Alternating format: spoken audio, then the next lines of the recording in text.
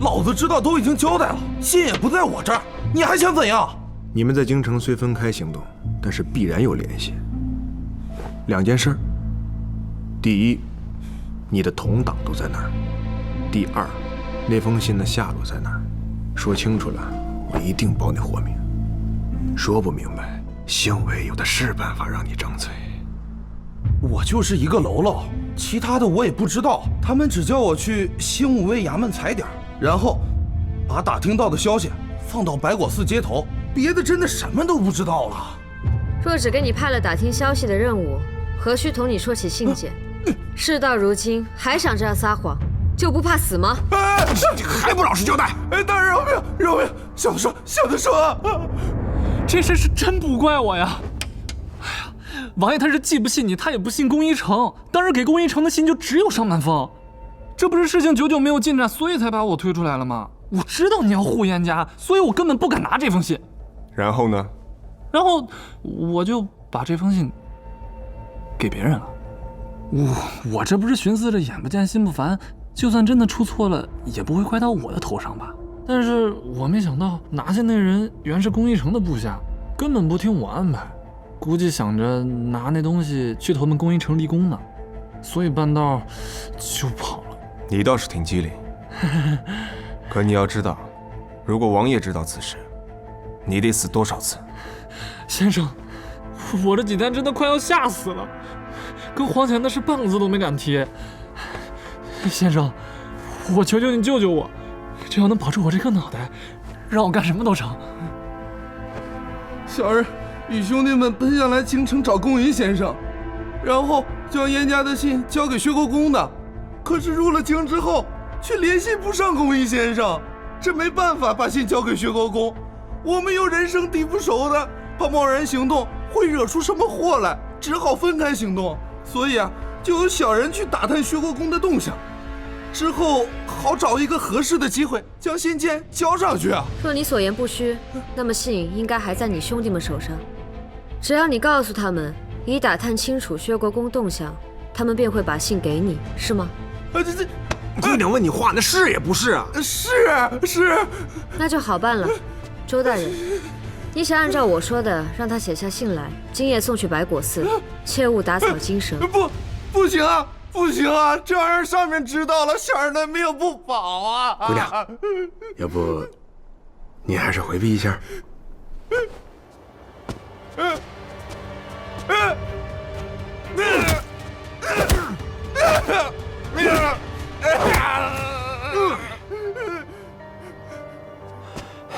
哎，姑娘，听听公母。小心些，若有什么变故，即刻来将府寻我。哎，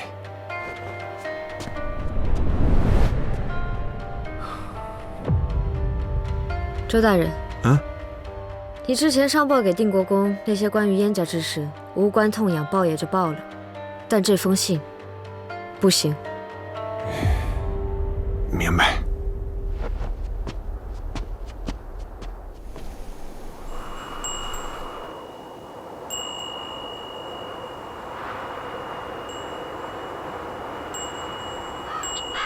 周大人，咱们这究竟是抓谁啊？这都连着蹲了2日，莫不是有什么大案？不该问的事少问，都是上边的安排。这要是有所泄露，咱们都得吃不了兜着走。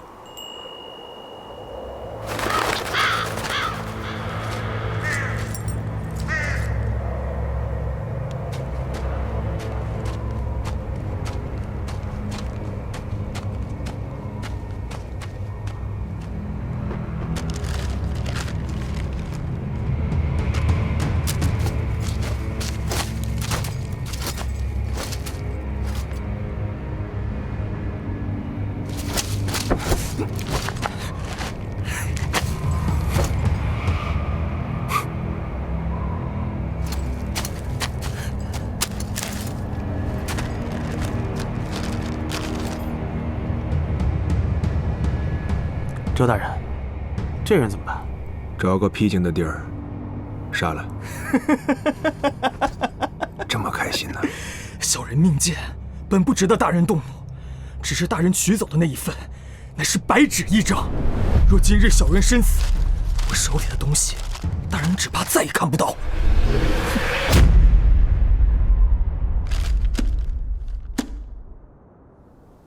他们是怎么识破的？是尹启贤那个逆党写下的书信，那书信里并未加上他们的回迹。拿着信的人明知道这就是个局，但这帮子人盘桓在京城已久，迟迟联系不上龚一成，竟然生出了谋财的心思。他们要多少？5万2白银，要银票。3日之后，一手交钱，一手交信。若我们不买，他们这是打算敲定国公的竹杠。这帮逆党，简直狮子大开口。此事就怪我，没能早点识破这些歹人的奸计。现在可倒好，被他们牵着鼻子走，反而不好办了。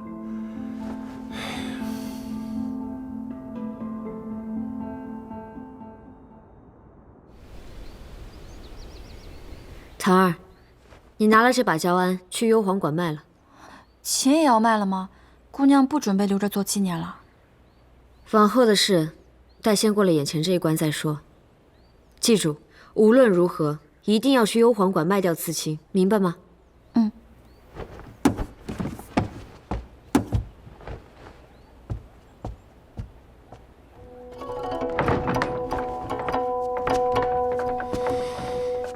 是薛定飞那儿有信的消息了吗？这信倒是没着落，不过这琴倒是来了一把。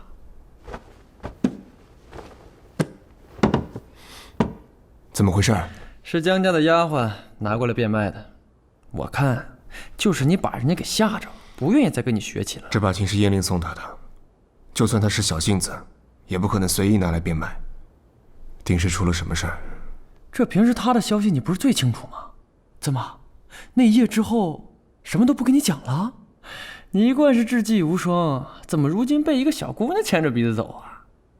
哎，好，不说了，不说了。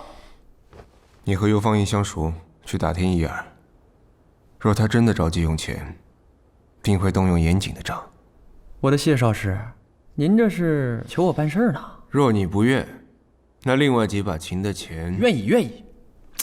你我之间哪有什么愿不愿意？走了。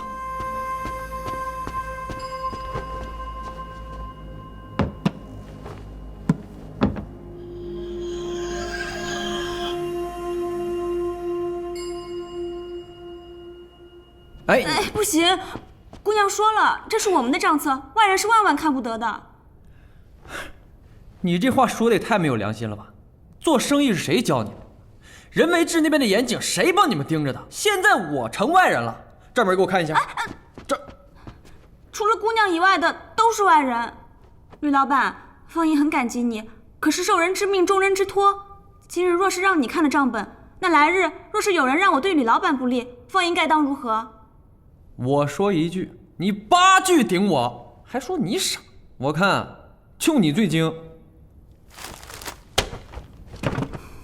哎，你，我实话告诉你吧，江府这次拿出来不少东西低价变卖，就连燕林送给他的琴都拿出了卖了。我只恐江姑娘这次算是真遇上什么难事儿了，又不好同咱们开口。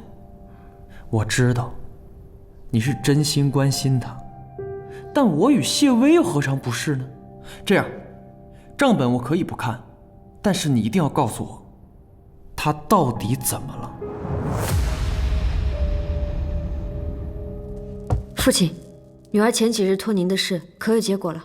那几箱东西啊，贵重是够贵重了，只是咱们对当的太过着急，难免被别人趁机压价。不过还好，是25000两，都在这儿了。竟有这么多？燕林这孩子，这些年来对你用的心思可见一斑呐。如果不是造化弄人，你们俩现在都成亲了。女儿对燕玲始终只有朋友之意，只盼着这些银子能够真正帮上她吧。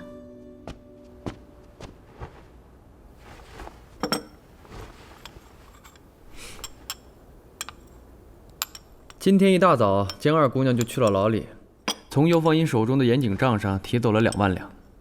听说神情还十分的冷凝。不仅如此，我还从几个古玩字画店的朋友那儿打听到，江家近几日拿出了对当的东西，差不多有2、3万两。他急于用钱，还不惜卖情。先生，您就不要再为了别人劳心耗神了，行吗？只一个薛定飞，一个朝廷的剿匪之计就足够令您费心了。那江姑娘她也不领受，您何苦？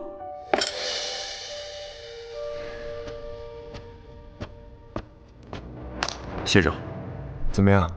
偷信纸还未找到？我说另外一桩。哦，这几日江姑娘和周银之频繁见面，仿佛在密谈些什么。道情、简叔，你们俩盯紧江府跟周银之，尤其是周银之。宁儿想做些什么，必会透过他的手。是。是。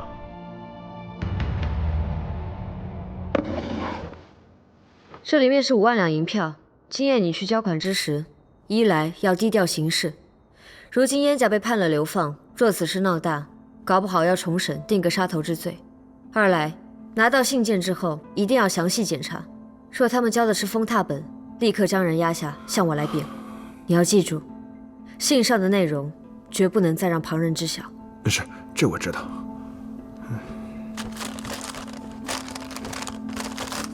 这些是给你和你的兄弟们的。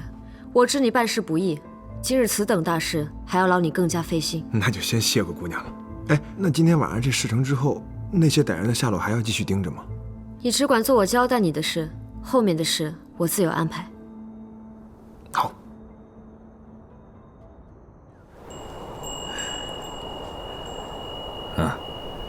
给你，查查。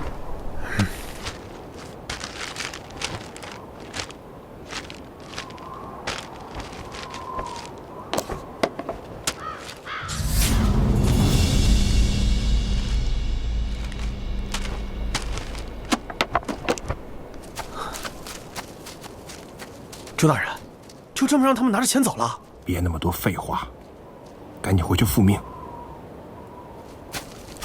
不是我说呀，这京城里的人到底是富贵啊，5万两说拿就拿，那不正好？咱们下山喝酒去，走。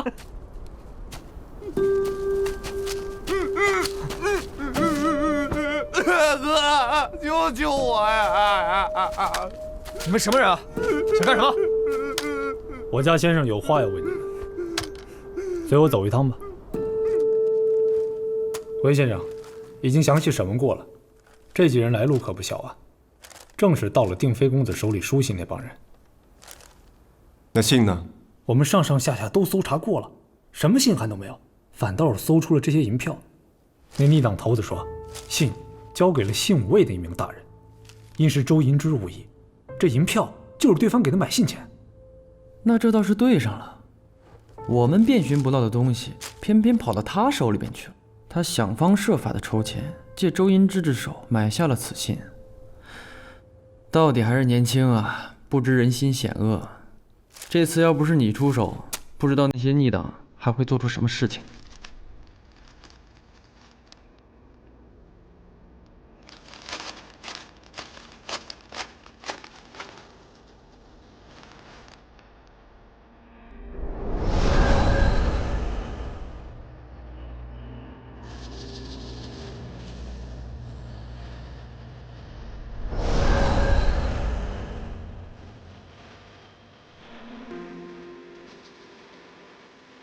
好一个宁儿啊！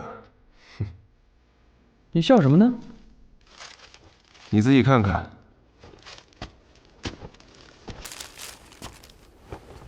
这什么玩意儿啊？还说宁儿不知人心险恶，我看他早就把你我2人算计进去，借着我们之手除掉后患呢。这是何意啊？先是故意拿着焦安到幽篁馆来卖，引我们怀疑他真的出了事儿。若非是他同游方莹叮嘱过，按游方莹那死忠的性子，如何能被你问出话来？还有周银之的行踪，刀琴剑书的行动，这桩桩件件，恐怕都在他的算计之中。暂且不说这么短的时间能不能凑齐这5万两银票，谁知道这帮歹人会不会拿着信再去卖给别人啊？所以，我们绝不能放他们离开京城，必要绝了后患才行。我已经挑了兴魏中跟我过命最靠谱的兄弟了，可若要将这帮人斩草除根的话，肯定免不了一场恶仗。这动静要闹大了，闹到国公那儿。上次我们从尤家那诈来的钱还有些剩余，你先拿给这个人，放他回去，跟他说3日之内我会筹措剩下的钱给他。至于斩草除根之事，我倒是有个主意，或许可以让别人替我们办了此事。不是，她一个闺阁女儿，能有这么厉害？厉不厉害？明日一问便知。建叔，明早去江府，叫他来学琴。是。还有，宫一城那几个手下尽快解决。眼下通州之计在即，最要紧的是让燕家安全出京。届时，他们就算有通天的手段，也难掀波澜。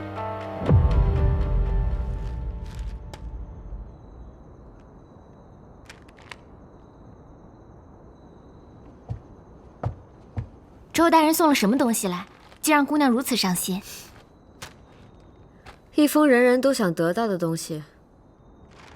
行了，你下去吧，明日还要一早出府呢。是。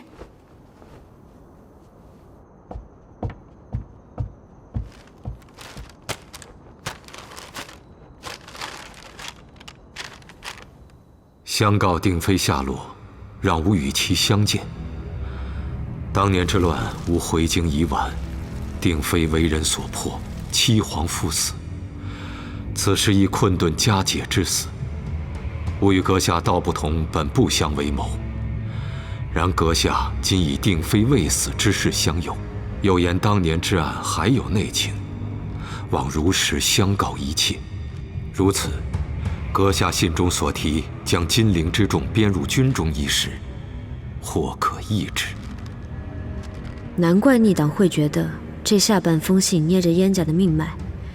燕侯爷为了稳住平南王，追问薛定妃的下落，竟在信中写了些假意周旋之语。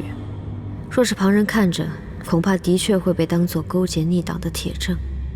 不过，就薛定妃那德行，燕侯爷若见了，怕是会觉得还不如不找吧。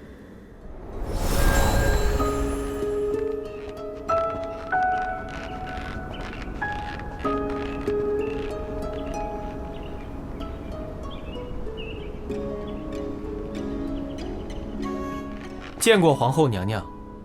啊，这是娘娘啊！你是什么东西？谁准你用那种眼神盯着本宫？嘿，娘娘息怒，微臣刚刚远远瞧着，以为是天上的仙女下凡，是以多强的鸡眼。本以为微臣的妹妹已是绝色了，想不到世间竟还有皇后娘娘这样的女子。哼！住口！竟敢如此冒犯娘娘！皇后娘娘恕罪。这位是定国公家刚寻回来的世子，今儿个圣上刚刚恩赐了世子官职，还请皇后娘娘网开一面，饶过他这一次吧。原来是薛贵妃的兄长，果然是一门子亲戚，没教养的东西。娘娘所言极是，这薛家满门上下，真没一个好东西。她是从哪里被找回来的？江雪宁啊，江雪宁，上一次除了当皇后，你还记得些什么？罢了，再过1-2年，那薛定妃自然就会回来。这一次燕侯爷还在世，总会有相见之时。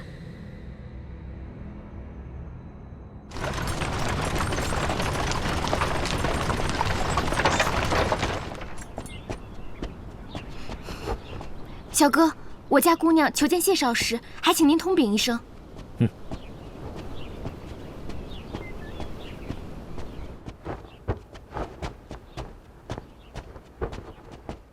见过先生。